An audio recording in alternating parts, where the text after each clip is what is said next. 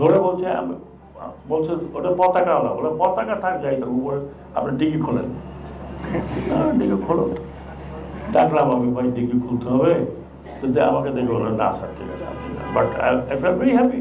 আমি inspector general সাহেবকে request করবো, এই যে ছাত্ররা যারা এই সিনসিয়ারলি কাজ করছে, কালকে দেখে ওকে 3 লাখ টাকা, কত 300 কোটি টাকার নাকি ক্রয় দিয়েছে, আপনারা পুলিশের তরফ থেকে তাদেরকে সবাইকে সার্টিফিকেট দেবেন।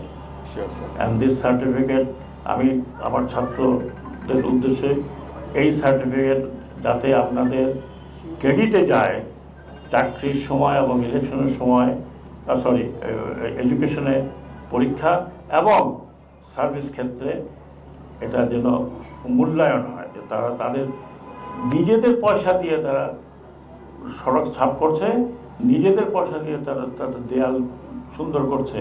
এটা সরকারি প্রজেক্ট হলে 400-500 কোটি, 1000 কোটি টাকা লাগতো, তারা নিজেরা করছে। এর সাথে একটা দেশে এর সাথে ভালো এক্সাম্পল হতে পারে না। দে আর ডুইং ভেরি গুড। তারা কোনো ট্রেন্ড লোক না, বাট আমার গাড়িও ধরছে, ধরে বলছে বলছে ওটা পতাকাওয়ালা, বলে পতাকা থাক যাই তো উপরে আপনি ডিগি খোলেন। ডিগি খোলো। ডাকলাম আমি, ভাই ডিগি খুলতে হবে, তো আমাকে দেখে বললো না স্যার ঠিক আছে আপনি যান। But I fail very happy, very happy. এটা পুলিশ করতে পারতো না, এরা করছে। এরা তো আপনার কাছ থেকে চান্দা নেয় না, এত কোনো দোকানে যায় বলে না আমাকে খাবার দাও। They eat their own food, they bring their own money, এবং এই রং কিনে রং করছে।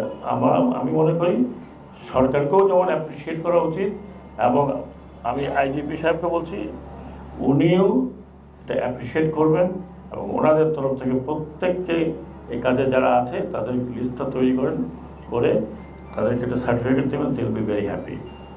মূল্যায়নটা দরকার, মূল্যায়নটা করবেন, এর চেয়ে বেশি মূল্য আর কিছু হতে পারে।